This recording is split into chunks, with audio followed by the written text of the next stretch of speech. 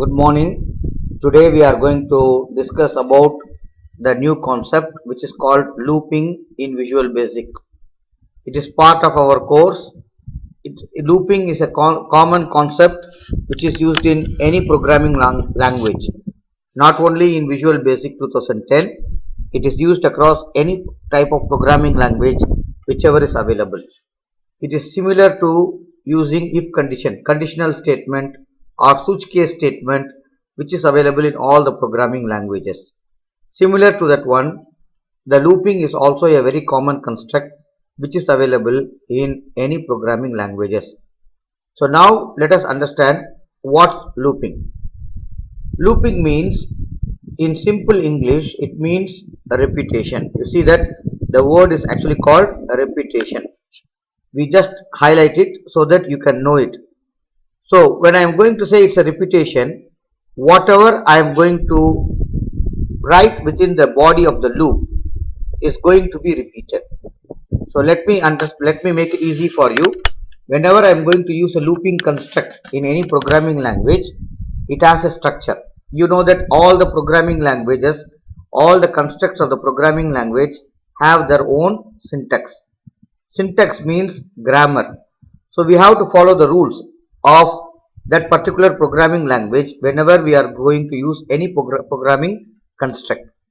So in all the programming languages, looping is part of the programming language itself. Same like when we are going to talk about English language, we have adjectives, we have adverbs, we have singular, plural.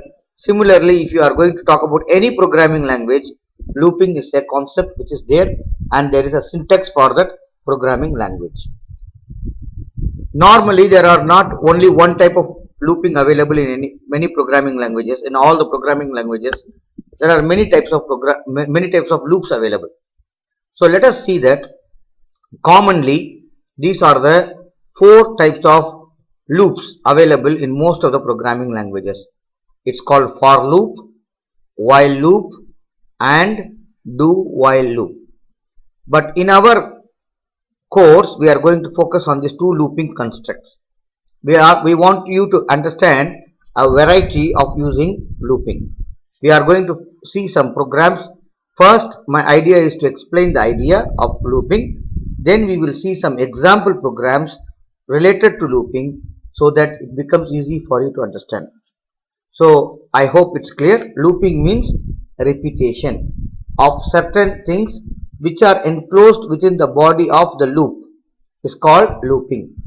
If I want to do an action 10 times, I will write the code within the body of the loop so that it will be executed 10 times. I will set the condition for that loop to execute. So now let us see the first loop which we are going to have. The first loop is called for loop. The syntax of the for loop is like this. Like for example, you can see in the for loop there is a keyword called for. There is a keyword called for, and always the for loop ends with the word next. So this is the basic syntax of the for loop. The for loop always starts with the word for and it ends with the word next. Now you have to see the variable. I am using a variable.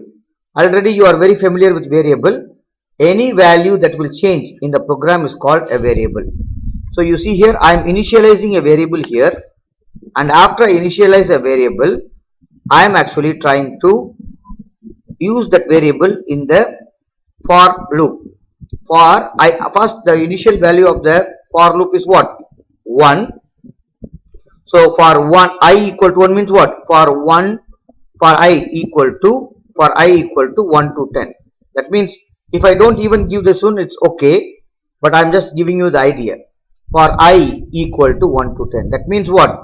The starting value of I is 1 and it will go up to what? It will go up to what value? Value number 10. That means what? The value of the I initially when I start the loop will be 1. When I'm going to finish, it will be 10. Once the value of the I reaches 10, the loop will stop. The loop means what? Whatever is there in that body of the loop will stop execution.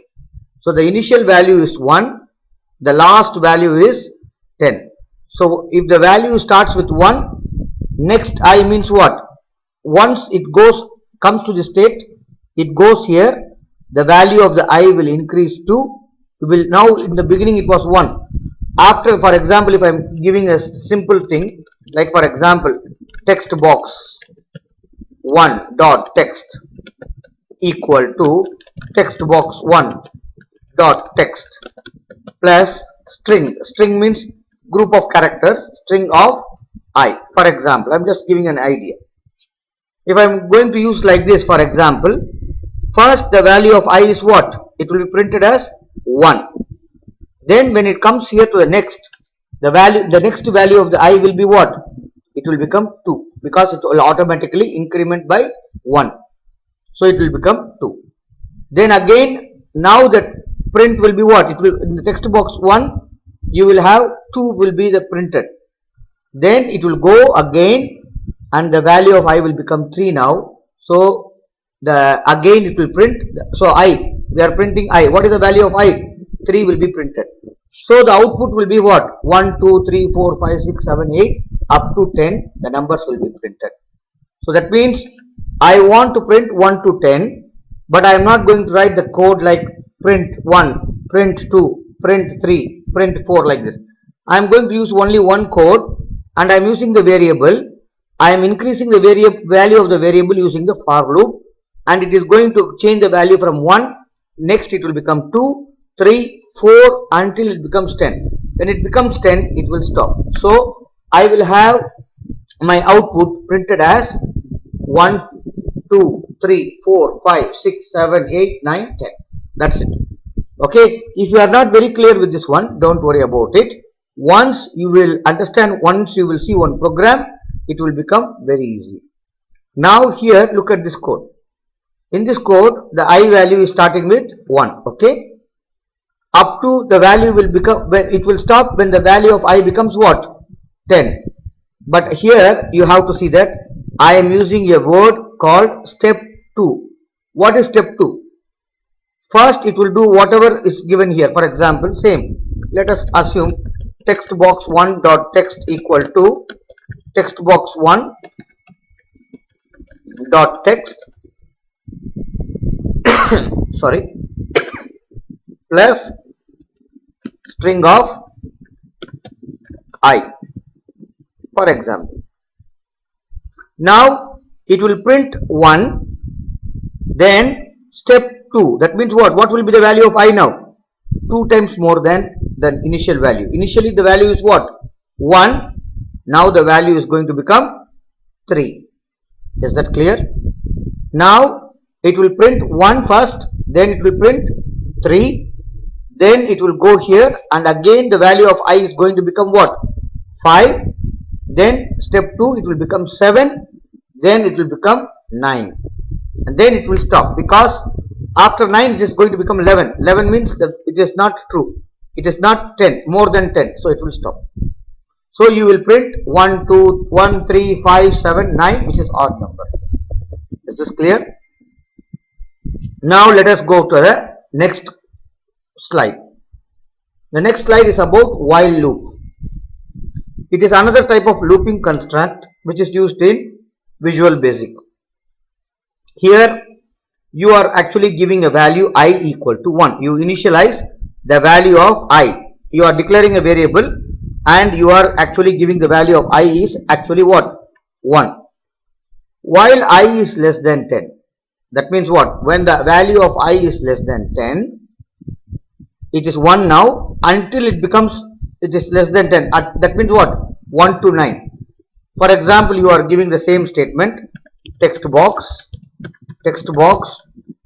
1 dot text equal to text box 1 dot text plus string of I, string of str of I, for example. That means initially it will print 1, then you can see here I am writing here I equal to I plus 1. That means what? Now the I value is going to become 1 more than that, so it will become what? 2. Then it will print 2 here using this line. then it will go here, the I value is going to become 3, then 4, 5, 6, 7, 8, 9. It will stop with 9. Why it will stop with 9? Because I have not given less than or equal to. If I have given less than or equal to, yeah, it will continue up to 10. But if I give only less than 10, it will stop with 9. Is that clear? I think just try to understand the concept. Maybe you are not clear with it. Don't worry about it. Once you see one program, it will become very, very easy for you. Now you look at this one with a double increment. Here the same. The only change is what? I equal to I plus 2. That means what? I is 1. It will become what? 3. Then it will become what? 5. Then it will become what? 5 plus 2, 7. 7 plus 2, 9. It will stop. Is that clear? I think this is a basic idea about looping. Now I think you got some idea about looping. Now we are going to see different programs in Visual Basic. How to use looping in programming construct in Visual Basic. This will be our next video. I hope it's clear for you until now. See you then. Assalamu alaikum warahmatullah.